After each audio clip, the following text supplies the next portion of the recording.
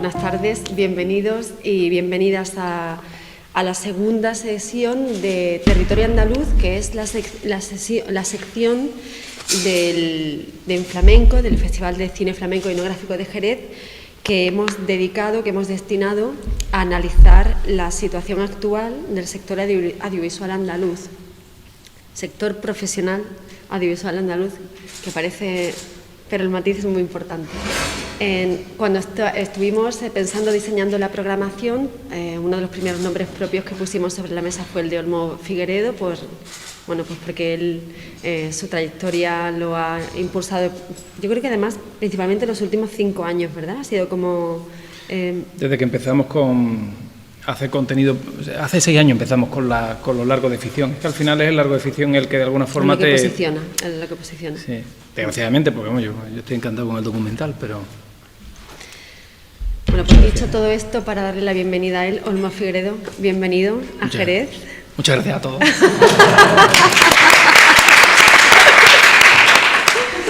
Y como lo estamos diciendo en cada una de las secciones, muchísimas gracias a todos los compañeros y compañeras del Teatro Villamarta que están haciendo posible cada evento, a los compañeros de las bodegas González Vías y, aprovechando que tenemos aquí a Samay Benavente, por la complicidad y la generosidad. Muchísimas gracias. Dicho esto, vamos a empezar te he dicho antes, vamos a ir de lo general a lo concreto. Sí. Y vamos a empezar posiblemente con la pregunta a lo mejor más complicada, que es la situación actual del sector. Claro, esta pregunta o esta cuestión antes del confinamiento de la pandemia, la respuesta habría sido diferente. Así que me puedes responder como quieras, puedes llevártela a antes, ¿no?, en la normalidad o a la nueva normalidad. Pero ¿cuál es la situación actual del sector profesional audiovisual andaluz? A ver, sí que es una pregunta complicada, dependiendo de dónde lo mires, cuándo lo mires, y también qué es lo que estamos analizando, ¿no? Si estamos analizando a los profesionales, pues en ese sentido la radiografía que podría hacerse es excelente. O sea, yo creo que ahora mismo no ha habido un mejor momento en cuanto a número de profesionales, capacidad, experiencia, talento, polivalencia, diversidad. Es el mejor momento con diferencia. Estamos en un momento, antes comentaba, estamos en un momento ahora mismo prácticamente de pleno empleo, en el que hay muchísimas producciones de manera simultánea, que esto ha hecho también que nos veamos obligados, y yo creo que eso es lo bueno, a que pues vayamos dándole la oportunidad a gente que ha estado trabajando en segundos, terceros, cuartos puestos en distintos departamentos y que ahora están afrontando sus primeras películas, sus primeras series, y esto es fantástico porque obviamente lo que está permitiendo es que haya mayor número de profesionales con mucha experiencia. Entonces yo creo que en ese sentido, si lo que estamos analizando es al personal, a esa mano de obra que podríamos tener aquí en Andalucía, ya sea para impulsar los proyectos que nacen desde aquí o ya sea para atraer los proyectos que vienen de fuera, el momento indudablemente es magnífico. Si lo que estamos analizando, por contra, es la respuesta de las instituciones, pues yo te diría que no va tan acompasado, la verdad. Estamos en un momento quizás un poquito decepcionante. Yo entiendo, y ahí sí que creo que tiene que ver la pandemia, ¿no? Es cierto que es un momento difícil, pandemia, confinamiento de por medio, un momento en el que la atención absolutamente prioritaria de las instituciones ha tenido que estar donde ha tenido que estar,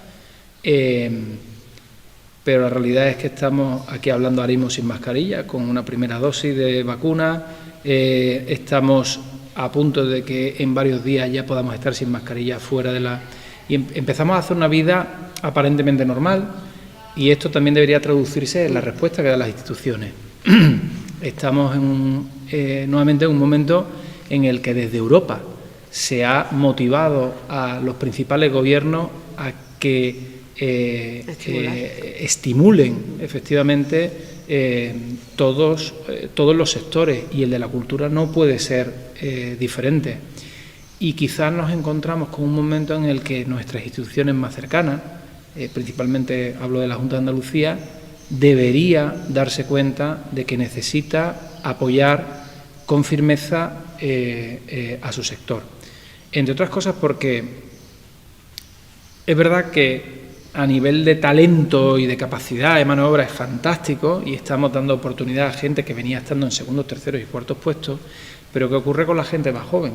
Los que están saliendo de las facultades, los que están saliendo de los FP o como se llamen ahora, que ahora tienen otro nombre distinto, ellos lo tienen francamente difícil porque hay claramente una brecha generacional entre los menores de 35, 34 años hacia abajo, en el que están saliendo muy pocas empresas, muy pocas productoras, y al final son las productoras las que terminan sacando adelante los proyectos que se incuban aquí de nuestro talento local.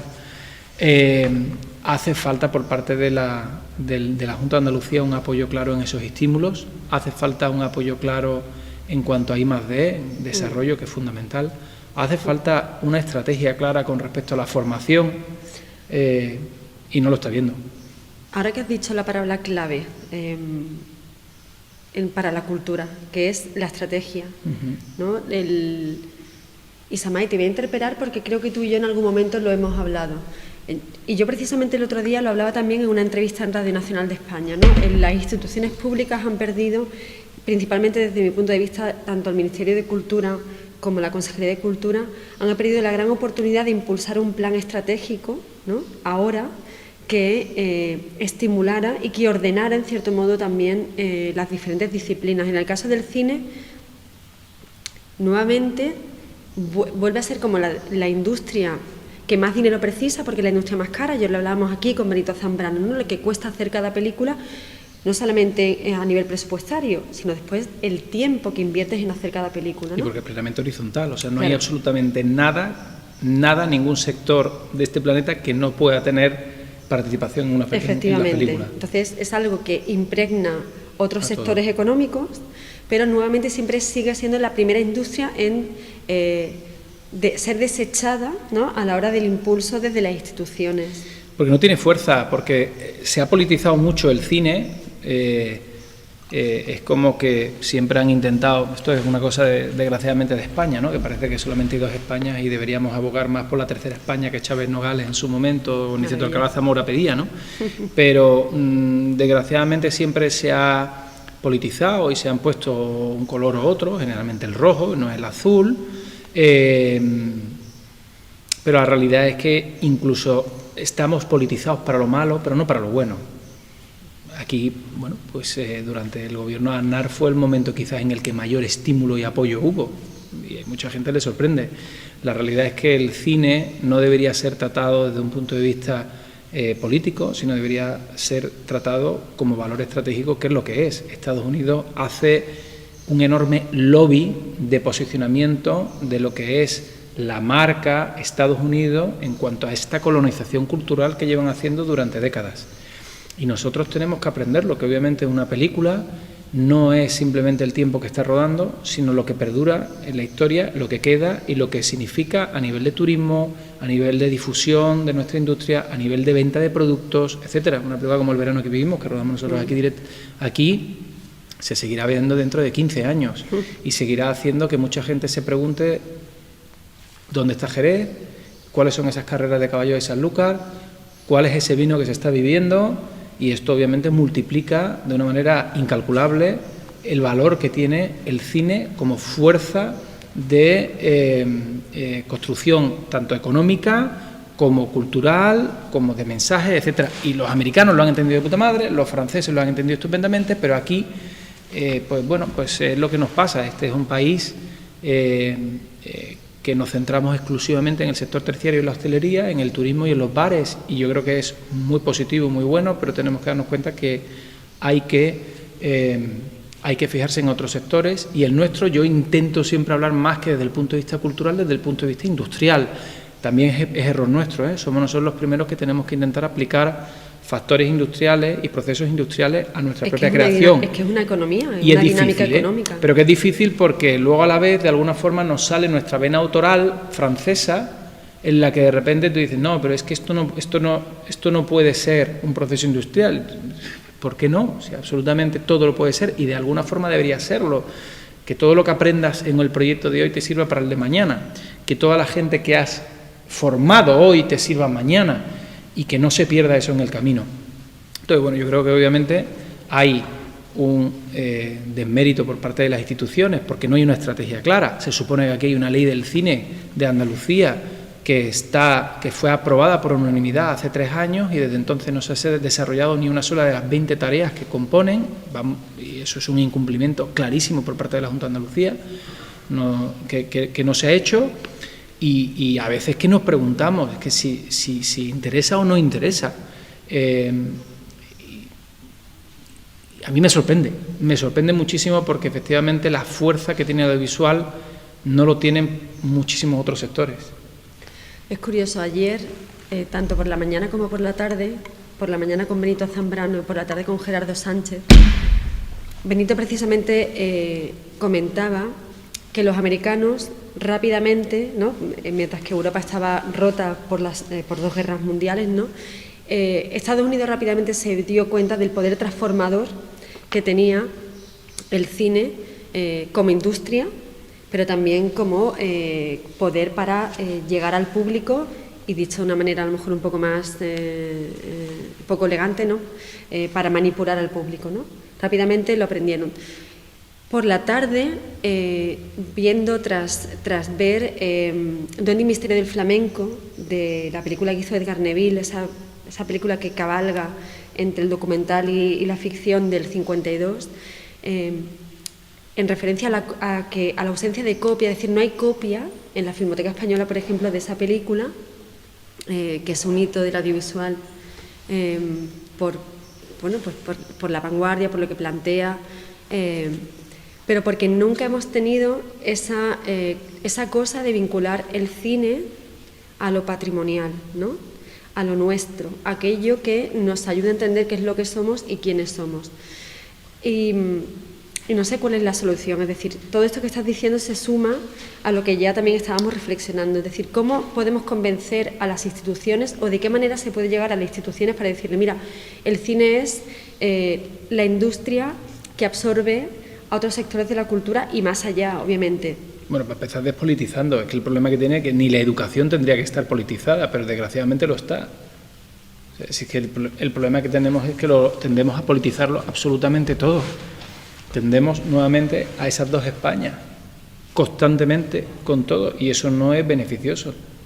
O sea, una cosa es que cada uno de nosotros pueda tener su libre opinión y debe tener la capacidad de expresarla, y otra cosa es que desde las instituciones no deberían controlarse nada. Yo llevo muchísimo tiempo diciendo que tenemos que cambiar también un poco, o sea, por alguna razón parece que el cine es el único sector subsidiado de este país, cuando absolutamente todos los sectores están subsidiados, todos, en un grado y un porcentaje infinitamente mayor, los restantes, al nuestro, además en sectores que generalmente no son tan horizontales como el cine, pero llega un momento en el que dices, bueno, a lo mejor por ese cambio de imagen lo que tendríamos que intentar es tender a hacer una transición y abandonar las subvenciones y cambiarlo por los incentivos fiscales, como han hecho otros países, sí, que es como una vía como más limpia de cara al espectador, ¿no?, que entiende que en ese sentido ya es una empresa privada la que ha decidido donar parte del dinero que pagaría Hacienda a un nivel de mecenazgo, ¿no? Pero para eso, ahí nuevamente, el mecenazgo que está todavía por ahí. Pero es que el problema que tiene es que los políticos siempre están, o Hacienda no quiere porque quiere tener el poder de esa recaudación para dirigirlo donde quieran. Las subvenciones, al final tenemos un instituto de cinematografía que no convoca nunca las subvenciones, las ayudas a tiempo, que unas veces lo hace en un momento, otras veces en otro. Este año solamente hay una única convocatoria, se crea una inseguridad jurídica enorme cuando intentas también hablar con socios europeos, y falta pues esa posición determinante de decir, queremos hacerlo, vamos a crear unos cronogramas en los que vamos a dejar muy claro cuál es el estímulo, de qué manera, para quién, en procesos absolutamente transparentes, y que de esa manera, pues obviamente todos podamos trabajar de una manera más eficiente. yo siempre comentaba a compañeros, yo tengo muchos compañeros que, bueno, que tienden a decir que no ven cine español. Obviamente cuando hablas con ellos se dan cuenta que sí que lo ven, porque al fin y al cabo el cine es cine, el cine documental es cine, el cine seriado también es cine, el cine publicitario también lo es, o sea que al final sí que lo ven, lo que pasa es que a lo mejor son más de series que de películas, pero luego son esos mismos los que me dicen que están hasta los cojones de que sus niños celebren Halloween. Y digo, claro, si es que si tú no entiendes que soy yo el que tengo que poder hacer 14 películas sobre los Reyes Magos, no vamos a poder convencer a tus hijos de que la celebración adecuada es esa. Si yo no tengo la capacidad de hacer bastantes películas que hablen sobre el origen, la tradición, sean en comedia, sean en drama, sean en análisis didáctico de los carnavales de Cádiz, no vamos a poder preservar nuestra forma de ser, nuestra memoria. Y serán los americanos los que sigan directamente imponiéndolo, porque como ellos tienen el control absoluto vertical y horizontal de la producción, de la exhibición, de la distribución, no competimos de iguales. Cuando tú mañana, yo voy este domingo voy a un concierto de Coquemaya en la Plaza de España, me ha costado la entrada, creo que son 25 euros. Si fuese a ver el concierto de unos amigos amateurs, probablemente me costaría 6 euros con 2 copas incluidas. Y si voy a ver a Bruce Springsteen me costaría 150 euros. Sin embargo, si mañana vas a ver Secaderos, película que ruedo con Rocío Mesa, que es una película absolutamente independiente de 1 millón de euros, cuando la pongan en el cine, vas a llegar a la sala y te vas a encontrar con que el precio de la película es exactamente el mismo que Spiderman. ¿Por qué el precio de la entrada es exactamente el mismo en una película de 250 millones de euros frente a una película de 1 millón de euros? Pues porque creo que incentivamos donde no tenemos que incentivar. La ayuda a lo mejor tendría que ir precisamente a este tipo de ópera en la que de repente tú dices, oye, pues si vas al cine te invito a que si vas a comprar una entrada con una superproducción te cueste 6 euros y vamos a subvencionar directamente al espectador. A lo mejor de esa manera entenderían que los productores, las empresas, no somos ricachones viviendo en barcos, que es absurdo, son imágenes que le vienen directamente impuestas de Hollywood y que no tiene que ver con nuestra realidad. Pero mientras no hagamos eso, pues claro, eso es cambiar completamente las reglas del juego y para eso tiene que haber alguien que quiera hacerlo sin términos políticos. Y no lo sé, yo ya empiezo a perder la esperanza. Bueno, no perdamos nunca la esperanza. Vamos a alejarnos un poco de la industria y vamos a hablar ahora de esa intención autoral, ¿no? De esa más discursiva.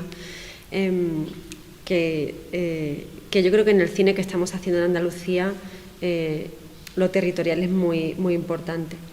¿Qué crees que nos diferencia a la hora de mirar, ¿no? De relacionarnos con el presente, con la realidad? Es que volvemos a decir que el cine para mí también es la disciplina que más rápidamente dialoga con el tiempo que le está tocando, ¿no? Habitar. ¿Qué nos diferencia? O sea, ¿qué diferencia nuestra cinematografía frente a otras? Buah, no lo sé. O sea, debo decirte que yo, la verdad que tengo un discurso cero nacionalista en ese sentido. Sí que, o sea, cuando hablo de cine andaluz, al final de lo que hablo es de cine hecho en Andalucía, cine hecho por andaluces.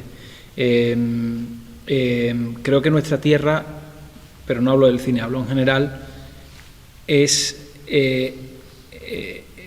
una tierra de nacionalismo bien entendido, del nacionalismo que debería ser en todos sitios, que es el del acogimiento, el de la hospitalidad, el de sumar, ¿no? Es una tierra que ha sabido sumar pues múltiples culturas y ha ido de alguna forma limando y haciendo de nuestra cultura pues una unión adquirida de distintas comunidades, de distintas religiones, de distintas culturas. Nuestro cine un poco, en realidad es eso. Yo creo que si alguien ha sabido transmitir muy bien, actualmente te hablo, este cine andaluz es Alberto Rodríguez, ¿no? Un tío que es capaz de hacerte una película, un thriller completamente norteamericano, pero en el que los policías, en vez de pedir unos donos con un café, piden una cerveza con unas almendritas.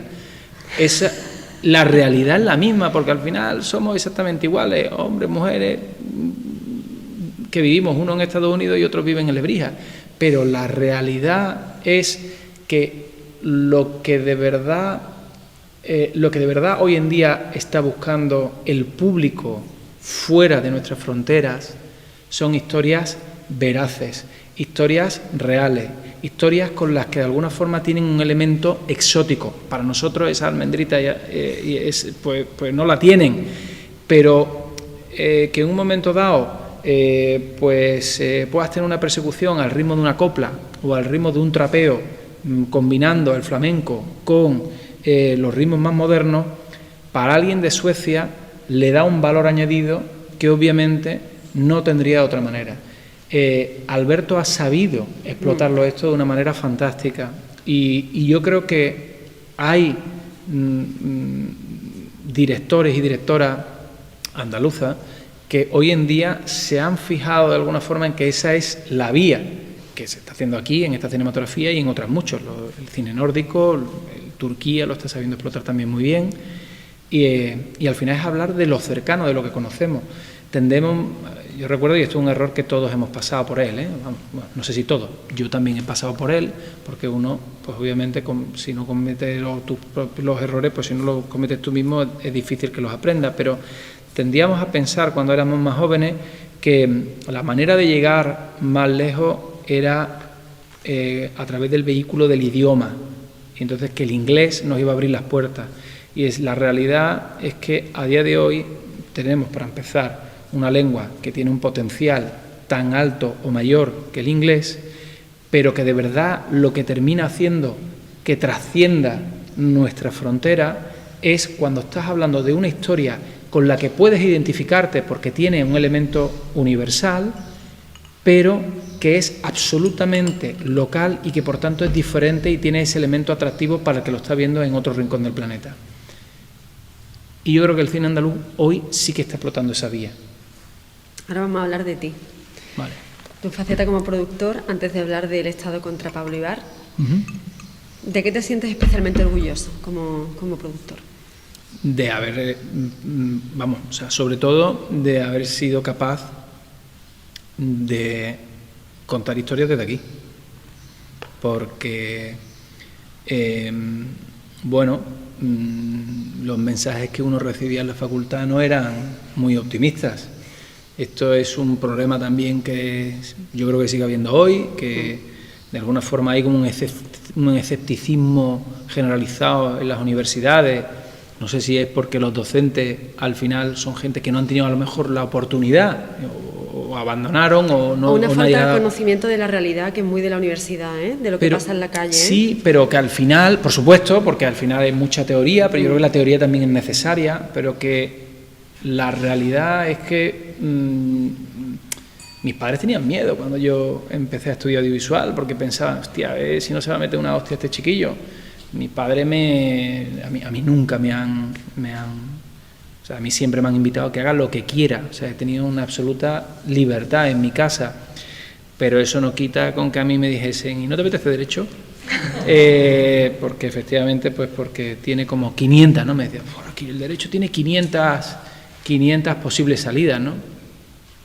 La realidad es que la audiovisual probablemente tenga más, pero tiene más si desde el minuto 1 en las facultades, en los centros formativos, se nos hace ver que audiovisual es todo, y que audiovisual es hacer un vídeo de una boda y disfrutar de ello, que audiovisual es hacer un spot, que audiovisual es hacer ese documental y, ¿por qué no, a lo mejor llegar a hacer una película? Pero que audiovisual es también formar parte de cualquiera de esos departamentos, no necesariamente de ser director. En mi época teníamos el síndrome Amenábar, todo el mundo quería ser Amenábar. Es que no va a haber hueco. Pero, entonces, claro, a mí me decían no solo que no iba a poder, que algunos lo decían claramente, o sea, no es que utilizasen metáforas, sino que te decían claramente, yo no veo buena idea, sino que además me decían que además de no poder, lo que iba a ser imposible era hacerlo desde Sevilla. Bien, no es imposible, a lo mejor es un poco más complicado. Sí. A lo mejor es un poco más complicado hacerlo desde fuera de los dos grandes centros de producción, que son, o que eran, Madrid y Barcelona, porque yo creo que ahora Andalucía es un grandísimo centro de producción a la altura de Barcelona. Y bueno, pues obviamente para mí, si tengo que estar orgulloso de algo, es de eso. Es verdad que también lo hemos conseguido porque hemos sido muy pacientes. Tú antes dices, no, porque sobre todo en los últimos 5 años, claro, es que yo en febrero cumplo 20 con la empresa y la claqueta es la misma de hace 20 años. Lo que pasa es que hace 20 años nosotros nos marcamos en nuestro plan de negocio que no, aunque queríamos contar nuestras propias historias, primero íbamos a contar las de otros, y esas otras podían ser esos vídeos de boda que te digo, o podían ser esas publicidades, ¿no? Esos spots, etcétera. Y hemos disfrutado, vamos, como niños, haciendo eso, y volvería a hacerlo mañana. Claro, contar tus propias historias tiene un elemento de satisfacción enorme.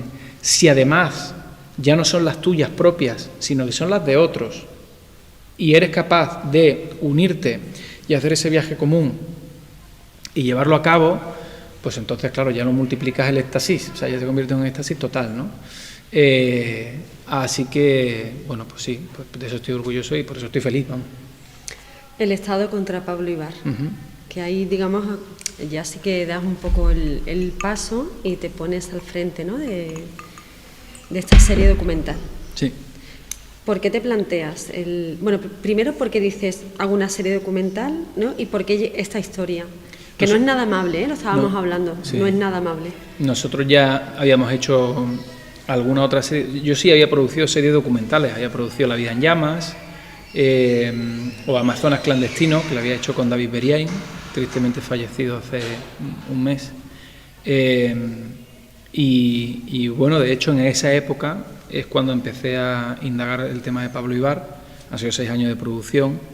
Y bueno, a mí en general los derechos humanos siempre me han llamado muchísimo la atención, me han interesado, pero bueno, era consciente que si contaba una historia con potencial internacional siempre tiene que tener una ligación con tu lugar, ¿no?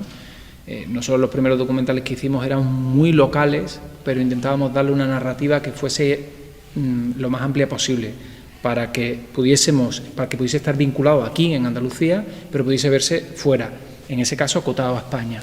Luego ya dimos el siguiente salto, que era intentar hacer una producción lo más ambiciosa posible y que pudiese verse en todo el mundo. El caso de La vida en llamas, ¿no? Hablamos de las bricas y de los operativos de élite en incendios forestales en Andalucía, pero hecho con una superproducción que pudiese verse en todo el mundo, y se explota hoy en día en Discovery en todo el mundo, ¿no? En el caso de Pablo había esta historia, digamos, que era una historia muy nacional, porque aquí en España lo vivíamos como prácticamente como un abanderado, como el abanderado de alguna forma de la injusticia, de la injusticia y la justicia en Estados Unidos, ¿no? Y el abuso, exactamente. Y bueno, pues cuando empecé a investigar, pues me pareció curioso el darme cuenta que lo que nosotros lo veíamos como blanco, allí lo veían como negro, y a mí esa dualidad me parecía muy atractivo. En general me parece muy atractivo de nuevo ver, pues eso, lo que hablamos antes, ¿no? De esas dos Españas, de rojos, de azules, y cómo de repente dos realidades pueden ser vistas por prismas tan diferentes, y que el mismo argumento para un lado te dice, tú sientes que está a favor y otro le hace sentir que está en contra. ¿Por qué decidí meterme ya y dirigirlo? Bueno, pues porque al final en los documentales trabajan no sobre guiones concretos, sino sobre las vidas de unas personas, y hay un compromiso ético realmente con ellos, en el que, bueno, pues cuando yo empecé, pues yo me acerqué a ellos, le escribí primero a Pablo, y había ahí algo que me llevó a tomar la decisión de que tenía que ser yo el que acertase o se equivocase, pero que tenía que ser yo la persona que lo hiciera, para que si tenía que darme colleja, él supiera que he sido yo, y yo metí la pata, y si acertaba, pues que igualmente sabía quién tenía que hacerlo. Y bueno, la experiencia ha sido difícil, ha sido dura, ha sido muy sacrificada, porque han sido 6 años de producción. Pero bueno, pues finalmente pues también la he disfrutado, dentro de lo que puede disfrutarse algo así, pero he conocido gente muy interesante, tanto en un lado como en otro. Mantengo el contacto con todos ellos. Con las familias. Con las familias de las víctimas, con las familias de Pablo. He podido estar en sitios que pues mucha gente pues imagina, y yo he podido estar, y eso al final pues no deja de enriquecer tu vida, ¿no? Y desde luego te digo que lo repetiríamos. Antes de pasarles a ellos la palabra, ¿cuál ha sido, el principal obstáculo o los principales obstáculos que te has... bueno, 20 años dan para mucho. Seguramente los obstáculos del principio son muy diferentes a lo que te encuentras ahora, pero ¿cuál ha sido el principal obstáculo para desarrollar tu carrera cinematográfica?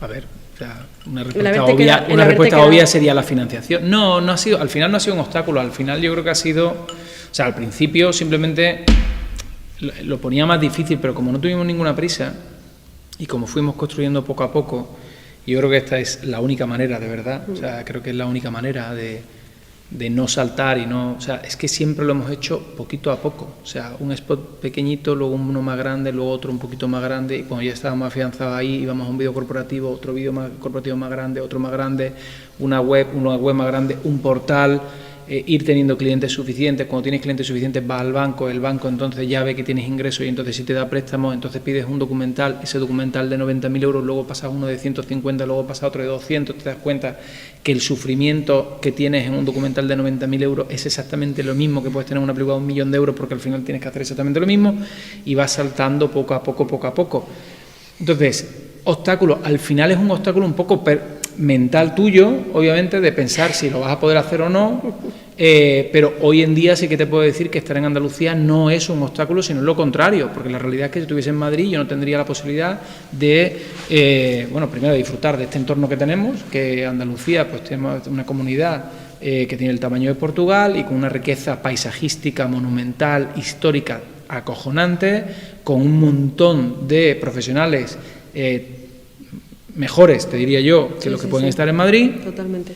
Y encima con una televisión pública y con una Junta de Andalucía que, aunque obviamente nosotros tenemos, y siempre tenemos que decirlo, que obviamente creo que tendrían que hacer unos esfuerzos mayores, por lo menos de sentarse con nosotros y entender por qué estamos diciendo esto, pero bueno, por lo menos sí que apoyan, ¿no?, nuestro cine. Entonces, bueno, lo que en un momento dado puede ser un obstáculo, hoy en día yo creo que es una ventaja competitiva, porque vivir en un espacio en el que tienes este plato natural es acojonante.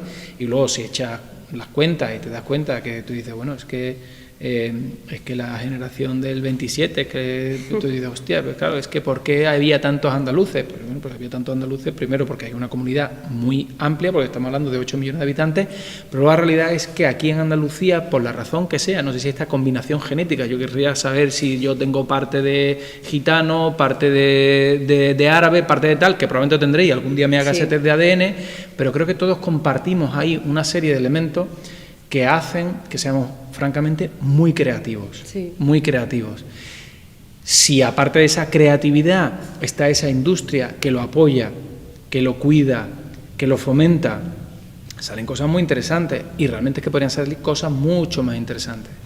Entonces, obstáculos, bueno, pues eso, los que uno mentalmente se va creando, los obstáculos del día a día de los bancos, pero que si se traza una estrategia y se va poco a poco, pues termina siendo más que aceptado. Así que, no sé, yo creo que al final los obstáculos, quizás de esas barreras de entrada, que sí te diría que ahora mismo si yo tuviese la misma edad que tuve cuando empecé, pues a lo mejor me daría un poquito de vértigo y creo que es necesario decirle a los demás, oye, que no, que puedes hacerlo igual, pero empieza haciendo de todo. Y si empiezas haciendo de todo, terminarás haciendo lo que tú quieres.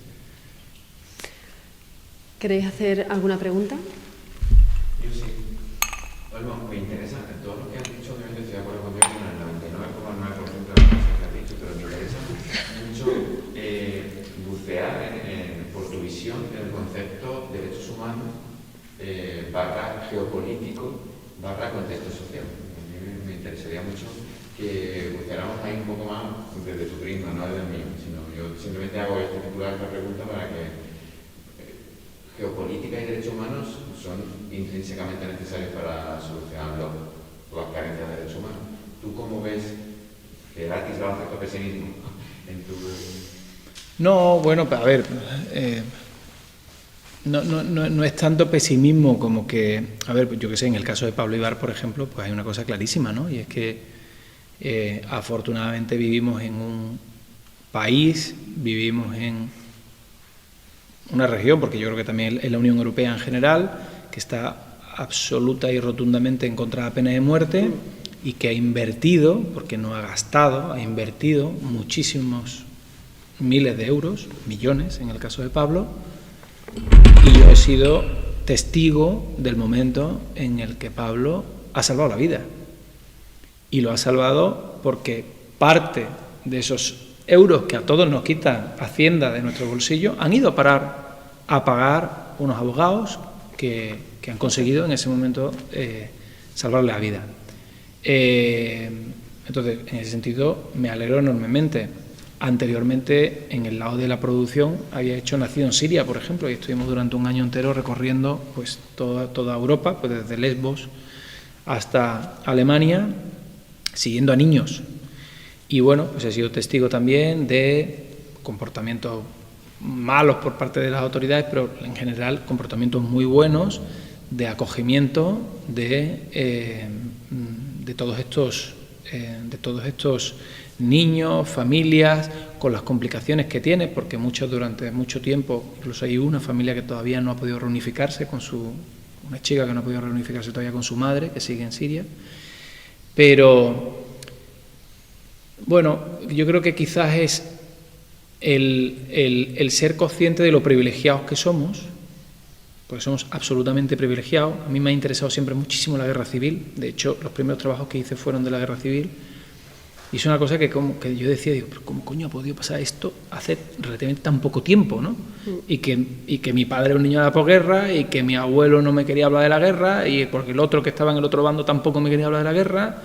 Y entonces esas preguntas de cómo coño pudo pasar eso, sí que es verdad que me han llevado a interesarme por estas situaciones límite, ya sea la guerra, ya sea la trata de blancas en el Amazonas, ya sean los narcotraficantes, ya sean las FARC en Colombia, ya sea en este caso pues exonerados en el corredor de la muerte con Resurrection Club, o en el caso concreto de Pablo Ibar.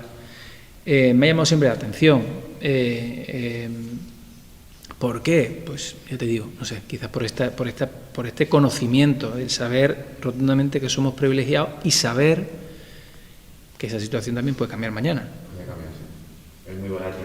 Es muy volátil, o sea, porque en el tiempo realmente nuestra vida, por muy corta que sea, yo espero que sea larga, la de todos los que estamos aquí, pero que tú dices, hostia, es que en 80 años realmente hay muchos cambios, ¿no?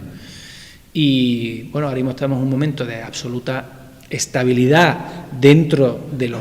Pero tú dices, claro, que estamos viviendo un momento cojonudo y claro, y empiezas ahí a ver el comportamiento tal, que se va el Brexit, que se van los del Reino Unido, y estás viendo directamente que Hungría está haciendo cosas que de repente ahora tú dices, hostia, el Víctor os van a visitar, a veces le van a advertir qué va a terminar pasando ahí, si van a entrar, van a salir, lo van a echar, y a mí ese tipo de cosas sí que me preocupan. Pero bueno, es verdad que te digo que vitalmente yo ahora mismo estoy en un momento, como he venido de hacer tanto documental, vitalmente estoy en un momento en el que lo que busco son historias mucho más amables. Estoy en un momento en el que yo ya he tenido un poco mi dosis de realidad, que probablemente mi cuerpo me lo vuelva a pedir en un tiempo, pero que ahora mismo estoy en un momento en el que lo que necesito son historias más coloridas, más amables, más luminosas, más esperanzadoras. Creo que da la casualidad que esto ya lo había iniciado antes de la pandemia, y creo que ahora con la pandemia se refuerza. El cine, la sala oscura como motor de evasión siempre ha sido una de las principales vías de escape, y ahora mismo yo lo necesito. Tengo unas niñas en una edad en la que también me están diciendo, papi, haz cosas que podamos ver, y ahora mismo estoy intentando dárselas.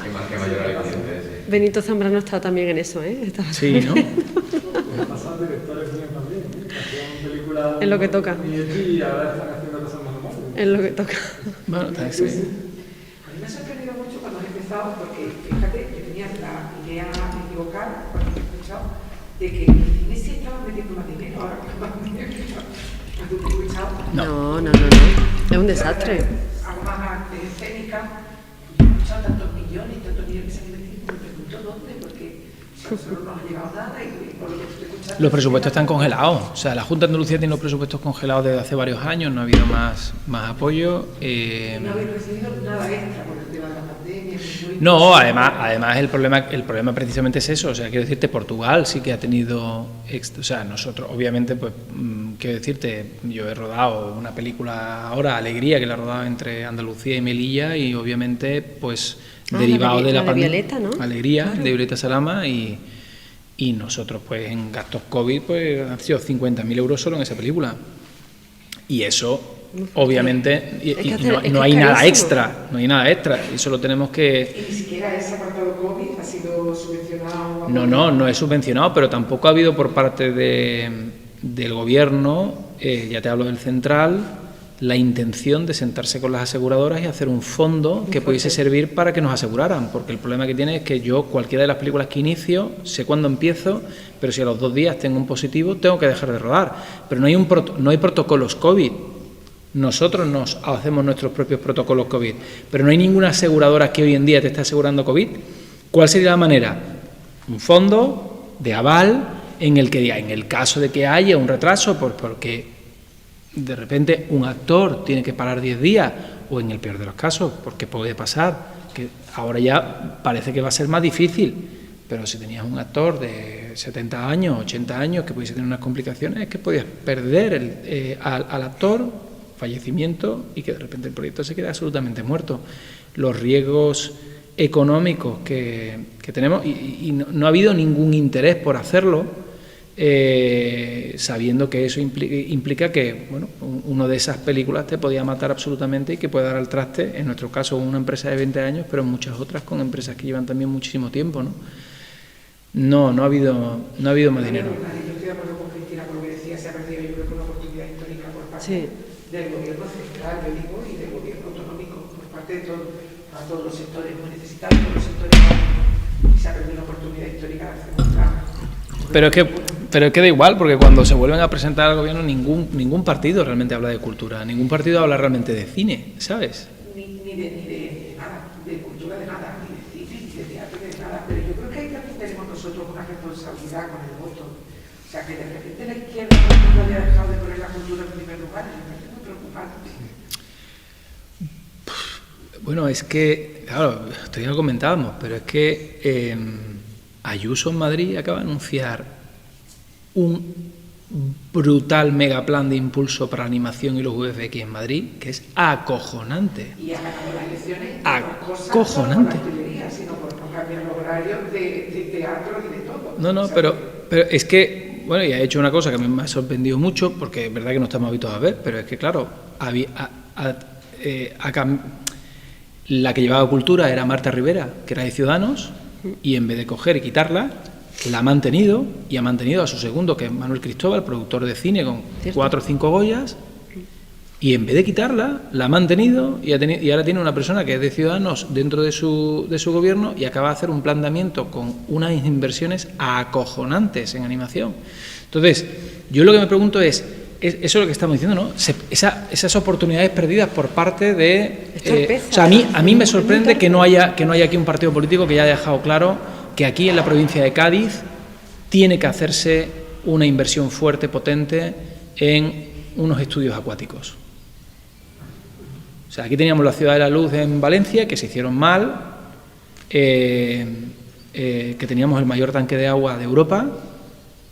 Ahora eso está absolutamente cerrado, pero ¿cómo puede ser que Cádiz no tenga un tanque de agua de características fuertes, grandes, que atraiga muchos rodajes norteamericanos?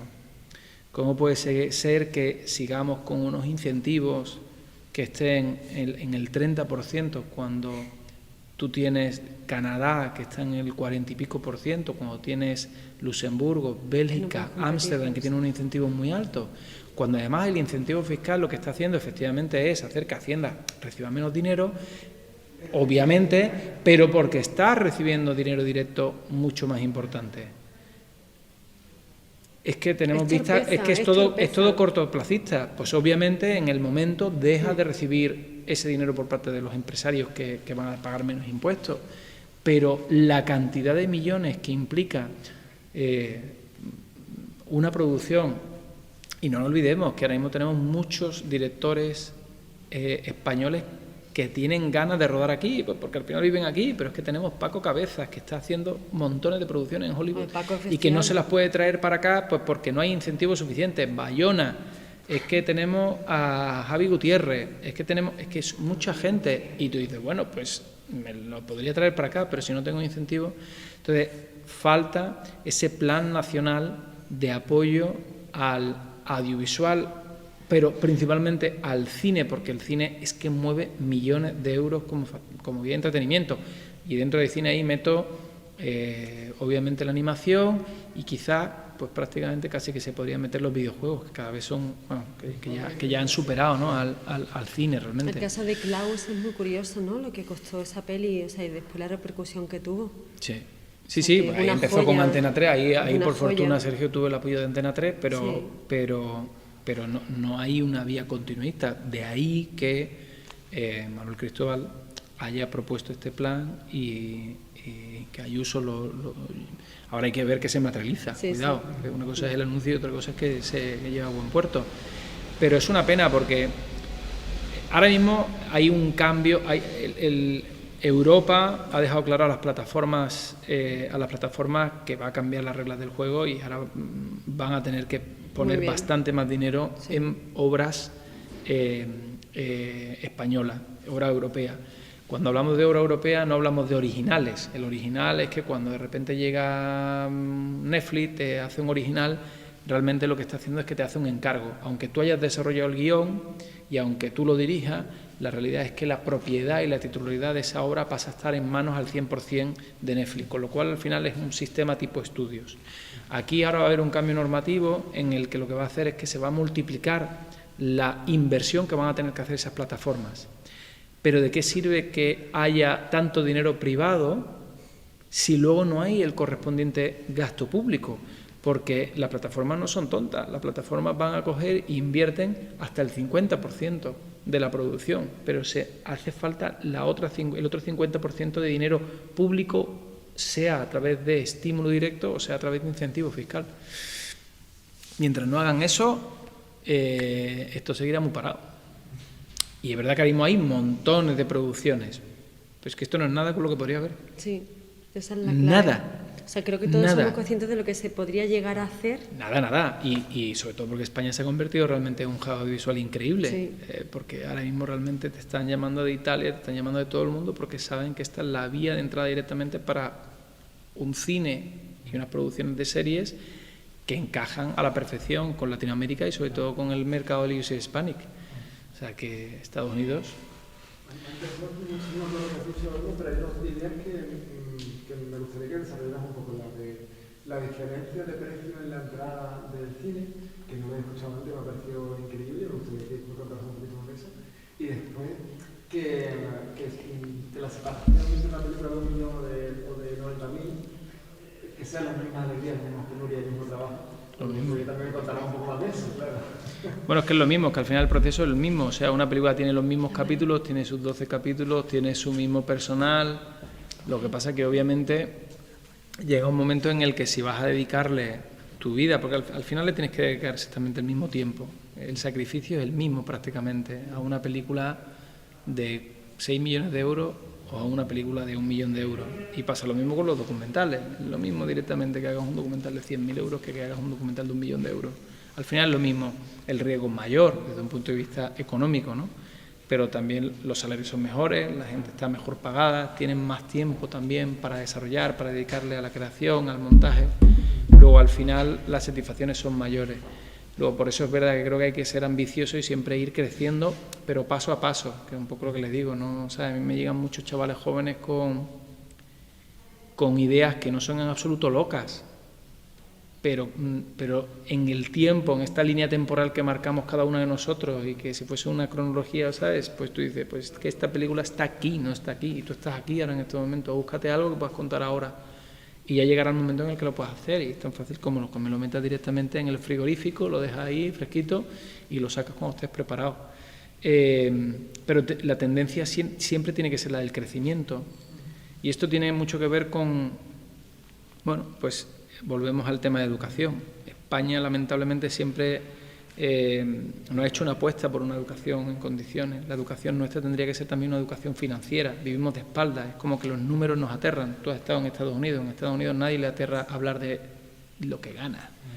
Nadie, al revés, les encanta hablar. Hombre, yo tampoco te hablo de que hagamos pornografía ahora del dinero, pero sí que creo que tenemos que normalizar nuestra relación con las finanzas y que tenemos que tender a que la gente esté mejor pagada, que fluya, y la única manera es entender que el crecimiento y aspirar al crecimiento empresarial es muy bueno para que pueda seguir creciendo esta industria. Si lo que queremos aplicar es patrones industriales, si lo que queremos es seguir haciendo, digamos, obras muy independientes, que no estoy diciendo autorales, porque todas son autorales, o pueden serlo al menos, ¿no?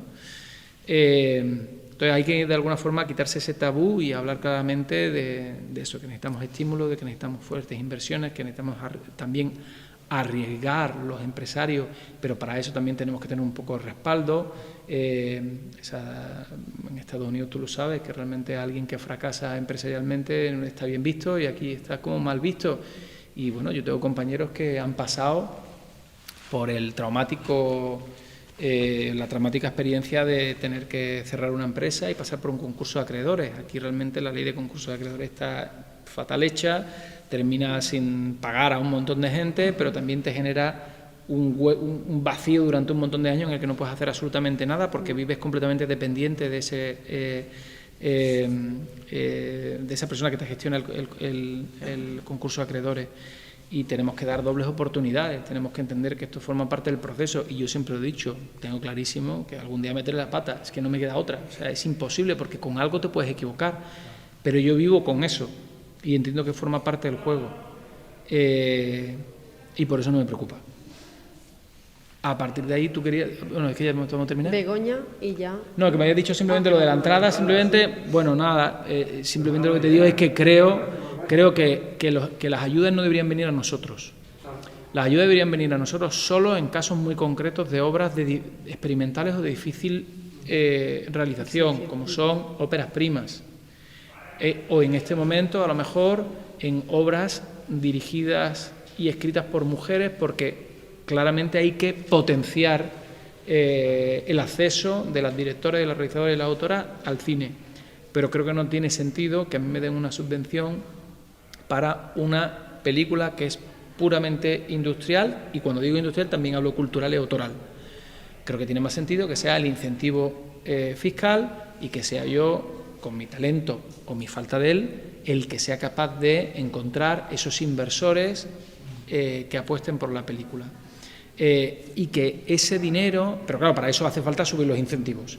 Si los subes, ese dinero, en mi opinión, tendría que ir a subvencionar el cine español o el cine europeo, porque probablemente tendría que ser cine europeo en general, no podría ser solamente cine español por tema de normativa europea, pero que efectivamente pues que una película pues pueda tener una subvención de X, y de manera que a lo mejor te cueste una entrada 1 euro, en otra 3, en otra 4 y en otra 6.